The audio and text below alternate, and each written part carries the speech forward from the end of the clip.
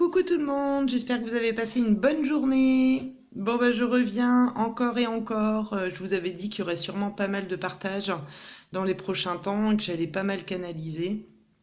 Et je me rends compte que de plus en plus, il y a des concordances, des choses qui se font entre canaux. Et là, en discutant avec mon ami Q, hein, donc pas Canon, hein, ne cherchez pas Canon partout. C'est Q, c'est mon ami. Mon ami Q, c'est comme ça que je le surnomme. Et pour pas citer son nom, je vais rester sur Q. Je l'ai appelé tout à l'heure, donc en suivi de la canalisation que j'avais pu transmettre ce midi.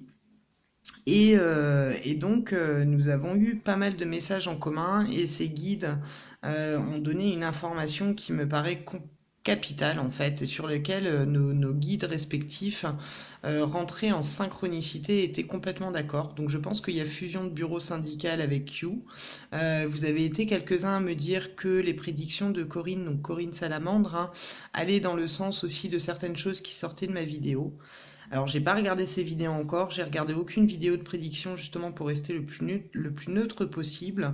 Mais au regard de la discussion que je viens d'avoir avec Q et des retours que vous m'avez fait sous la dernière vidéo, je me rends compte que nos bureaux syndicales célestes commencent à travailler pas mal de concerts au niveau des synchronicités des messages.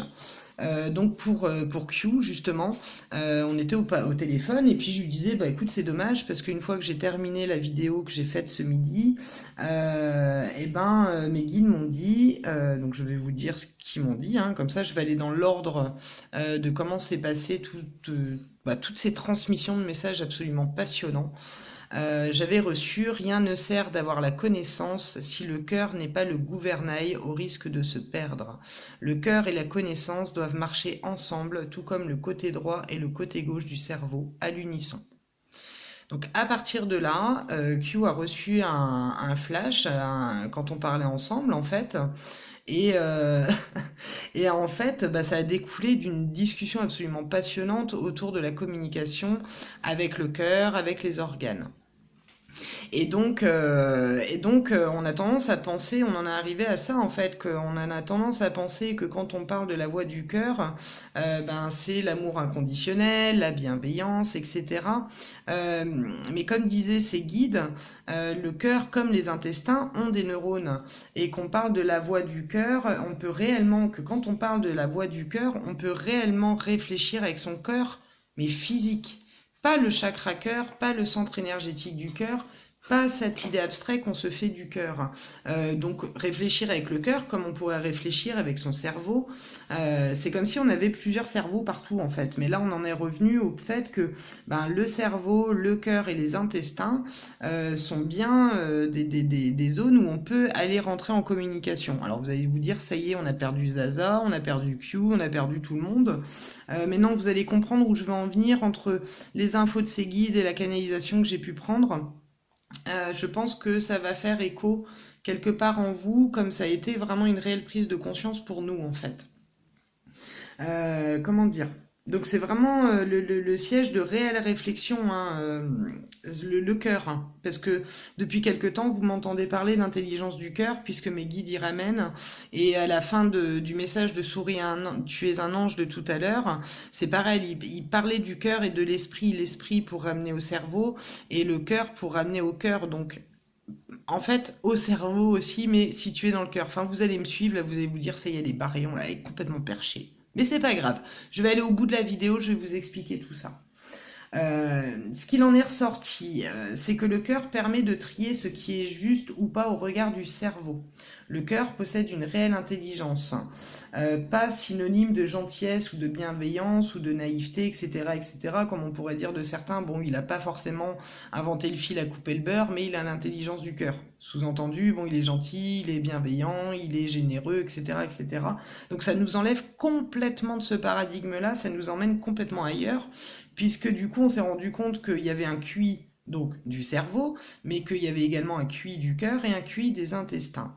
L'intelligence du cœur, le terme il est juste, mais l'interprétation collective, elle est faussée, en fait. par cette prise de conscience-là, on se rend compte qu'elle est faussée. Les chakras sont associés aux organes, aux glandes, aux cellules.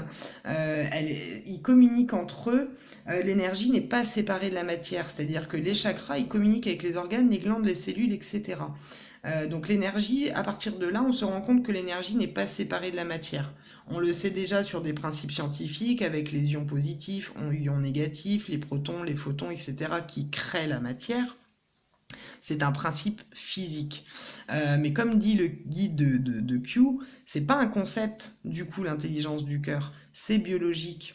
Comme pour le cerveau, ça nous paraît, nous, être une information révolutionnaire, puisque on sait maintenant scientifiquement qu'il y a des neurones dans les tripes, et que par ce biais-là, peut-être qu'on peut aussi communiquer aussi bien avec nos intestins qu'avec le cœur, etc.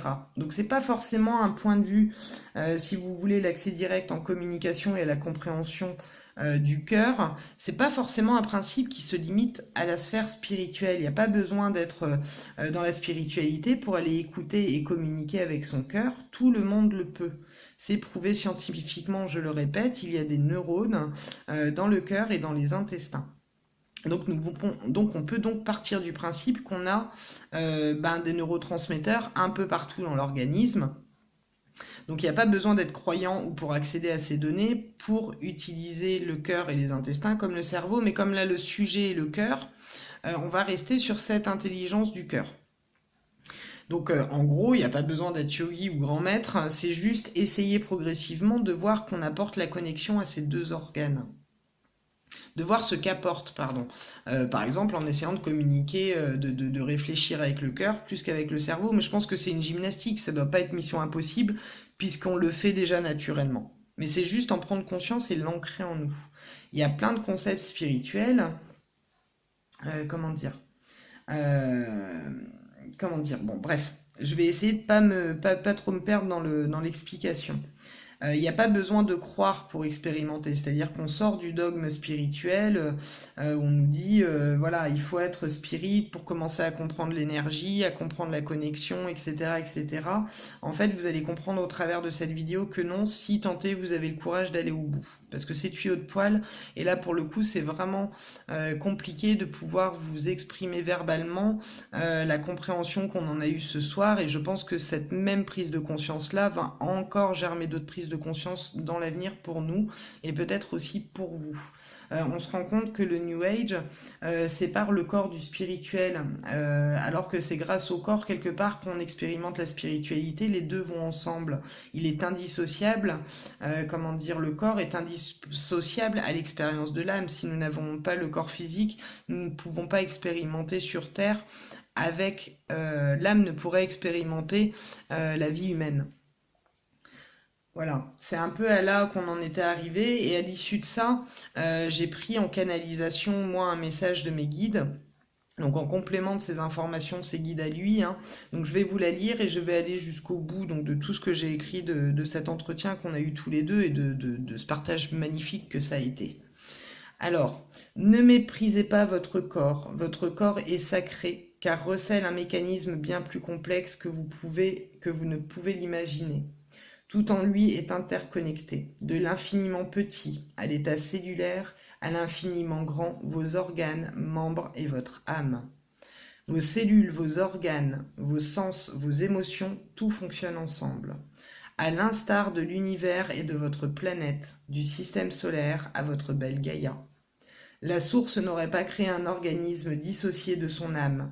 Les deux s'imbriquent parfaitement et vibrent à l'unisson. L'enfant, tout comme les animaux et les végétaux, le font de manière innée, spontanée. Le conditionnement défait cela en séparant l'âme et son incarnation, son expérience physique. Comme nous te l'avons exprimé il y a quelques années déjà, vous êtes les cellules de terre-mère.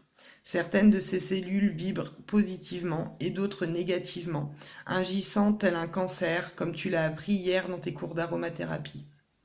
Puis il y aura de cellules de personnes vibrant positivement, et plus ces marqueurs négatifs tendront à disparaître sous l'influence de la lumière, la polarité positive pour les plus cartésiens. En communiquant avec vos cellules, vos organes, vous communiquez avec vos énergies, vos chakras et par expansion votre âme. C'est pour cela que de nombreuses personnes parlent de méditation.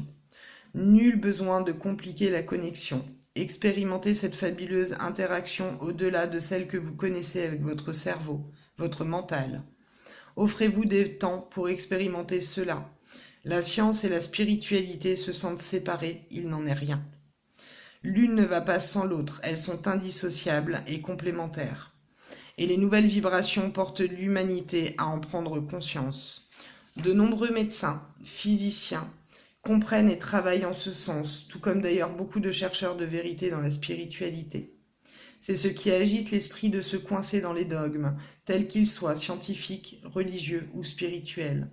C'est ainsi que ces mêmes personnes viennent attaquer ceux qui font émerger cette réalité, car celle-ci est un danger au regard du confort que donne l'ignorance des peuples aux êtres qui font tout pour maintenir cette dualité en place. Cette communication cellulaire, physique, catalyse les effets de la guérison physique, émotionnelle, spirituelle, sociale, etc. Songez-y, ici débute l'accès à la vérité que tous recherchent. Tant que vous resterez séparés de votre enveloppe physique, vous ne pouvez en exploiter son merveilleux potentiel. La parcelle divine n'est pas que vibration, elle est aussi organique. Chaque glande ou organe sont reliés à un axe, à la vérité. Je pense que là, il devait vouloir dire à un chakra ou à une roue, mais bon.